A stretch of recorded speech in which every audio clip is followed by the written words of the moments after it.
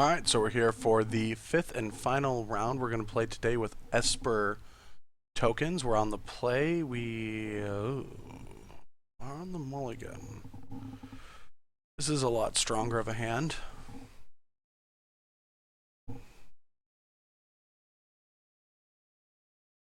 So we'll keep this. We will put that on top. I actually like that as a top play, since we'll be able to go Seeker into Mentor, probably lose a Mentor, and then if we draw a fourth land in the next two draw steps, then we'll be able to play Mentor Duress.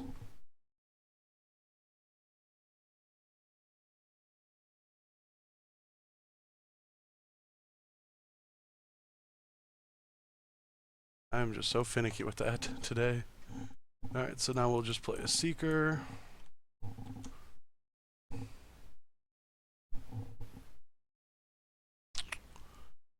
And depending, our opponent might be on Obzon, which this is not that great of a hint yet. We're finally going to be put on the Obzon test.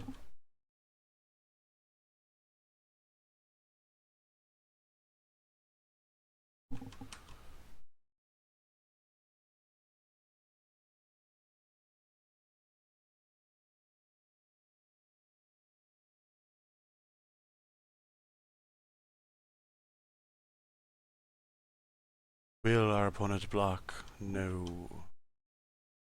Let's go get an island since we have good mana. Outside of that,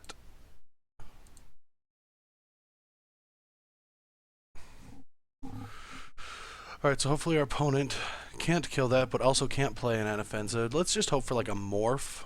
Maybe, what's, I don't know.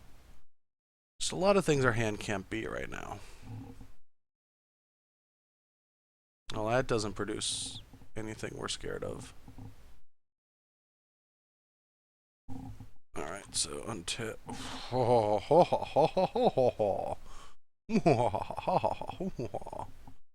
Let's do that.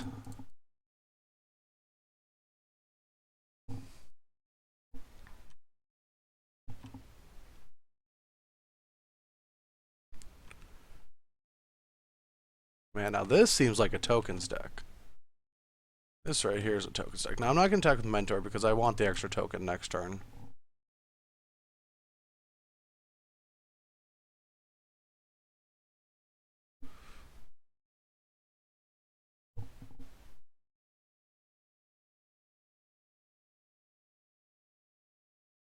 Alright, so our opponent's probably just going to play a Rhino. And I don't even know how we're going to play into that. Probably just Mentor Duress, attack with Gideon only.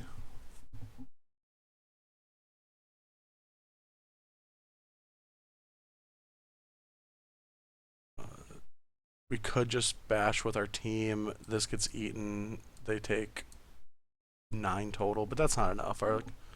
Oh, wow. Okay, and discard a card. Alright, fine. You got me.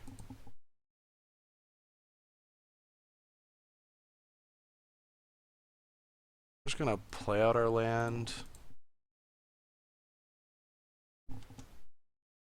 Just shove in for a lot of damage.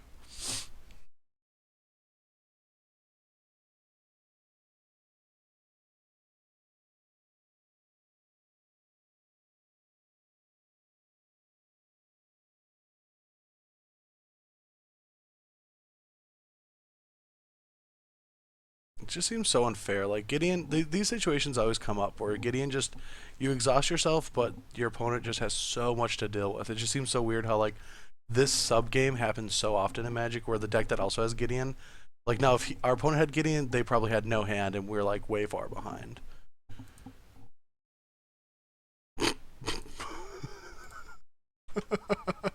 That's just not fair. That's so unbelievably not fair. Oh man.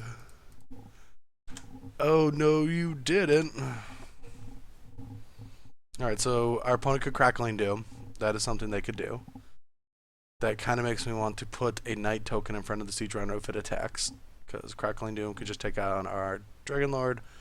And that... Wait, no. Then our opponent would have to do something else. Yeah, no, I have to respect Crackling Doom.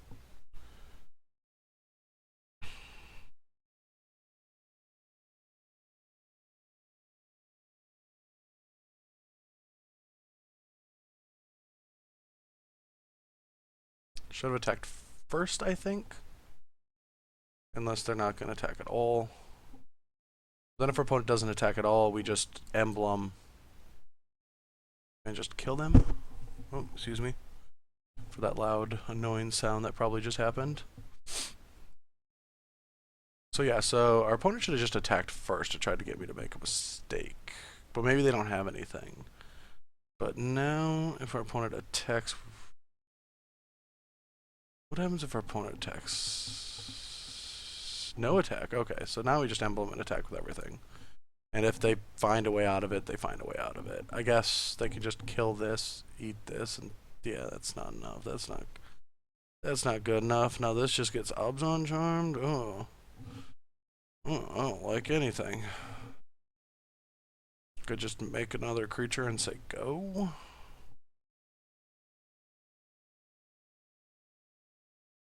Yeah, because yeah, Abzan charm eats this, and then just deals 5. Nope. Alright. I guess we just sit here on our tokens. God, Rhino's so good. Why is Rhino so good? Our opponent... Does our opponent draw 2? I don't know. Maybe. Maybe has to.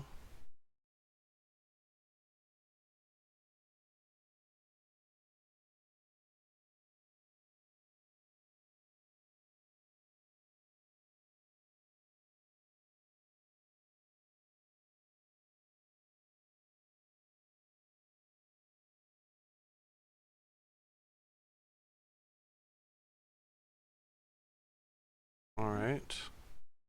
Green, black, white.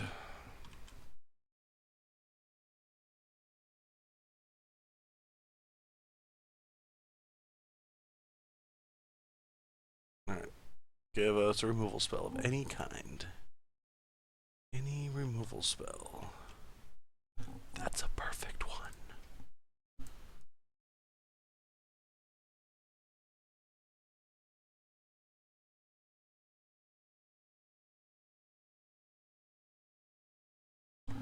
And that should be the game.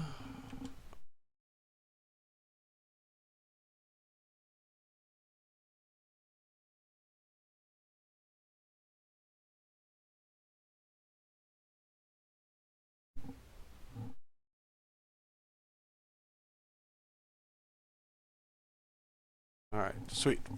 Game number 1 goes to us. Sideboarding, self-inflicting wounds. That's about it. Ultimate price comes out. Yeah, these decks just never sideboard in this matchup. I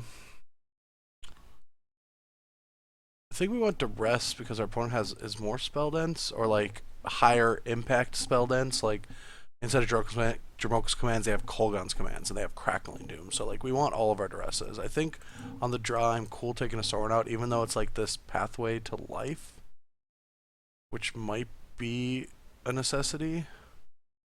Why do these just keep... I don't get why it always changes. Alright, but... could be necessary. Shouldn't take a walker out. But on the draw, it's so much worse. I'm going to take it out. I like my 5-drops because there's certain games. There's just like not a lot of games where that's the board state that's happening, where I'm in a race and I need to gain life like really badly. So on the play, I like it though. Maybe the Wrath comes in. I could see the Wrath coming in. Opponent dumps on the board. We duress the Planeswalker but can't deal with like all the aggression. Could see that. Seeker might be too weak. We just have to make sure that the four powered creatures stay off the board because it's their toughness that is what beats us, and this hand seems great.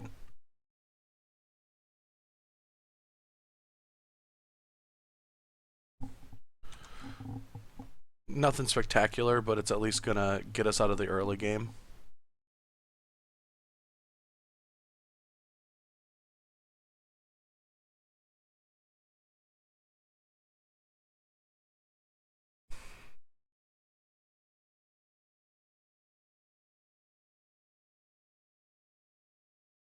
So there's a lot of risk reward here. If we play Shambling Vents and we just start having to kill creatures, we're going to take less damage. And I think that's how this game's going to play out. I don't think I'm going to want to play turn 2 Jace. I think I'm just going to want to Self-Inflicting Wound, get this off the board.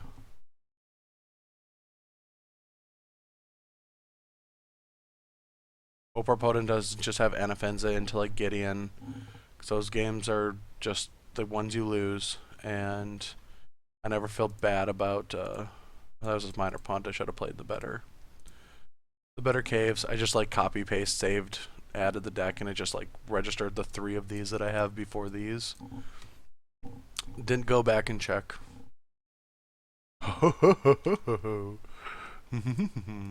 Duress.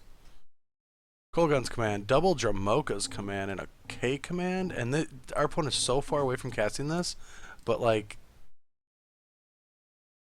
I think we just have to take the K command. They're so far away from casting it though. Now I'll take a Dramoka's command.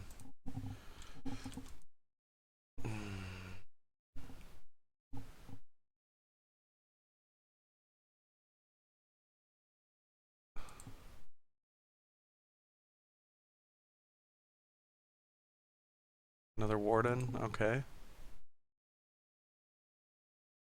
Alright, I'm just gonna let our opponent use that command next turn.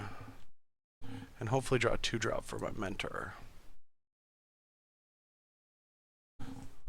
Trying to see if I can get the game to go to a path where I can get more value out of this, and I don't think I'm gonna get much value out of this. Guess I could have played this, had that get commanded, then kill something and play Jace, and then flip Jace and kill something else. It probably was a much better play by like infinite. But then the counter would have to go over here, and I want to kill this, and the counter is going to get put on this.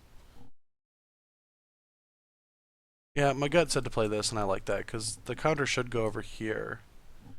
And then I can kill that, and that's the more scary threat. This can just trade with like a mentor after I get some tokens or something. Okay, they did put the counter on there. Interesting. Hallelujah. Man, Ojutai is just showing up on time. Like, why play 4 when you just draw it on turn 5 every time?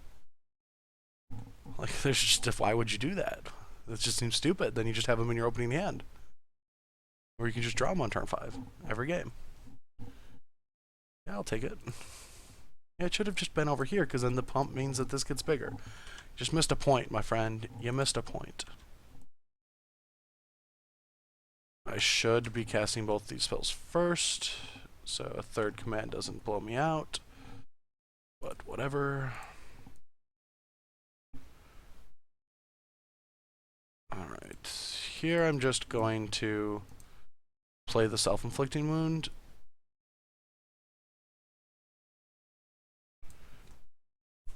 And the reason for that is I want to save this for 7 mana.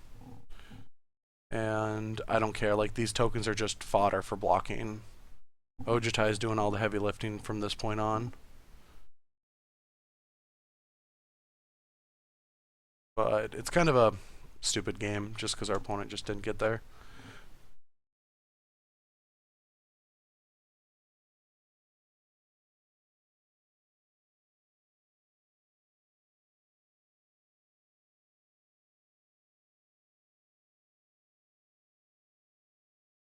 Alright, bye mentor.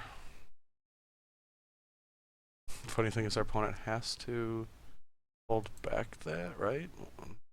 Okay, so I guess they could have cut 2, 3. If I draw land, I can kill him, so we're just gonna let that happen. Didn't.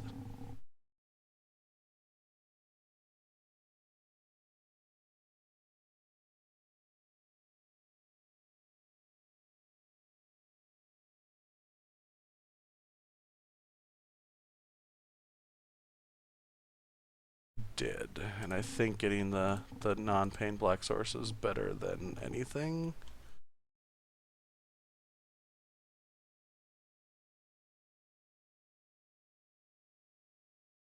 no way out if we just do this. I mean, unless our opponent has Languish.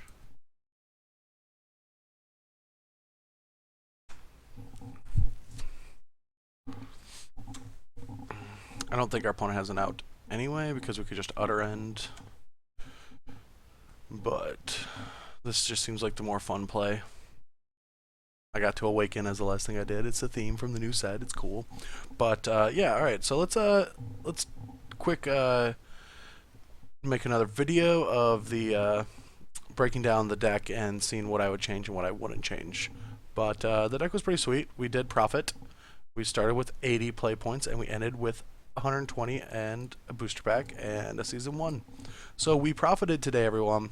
Not only did we have some fun, played some Magic, got beat by a real cool deck, but we made a little value. And as a Magic player, that's what we're looking for.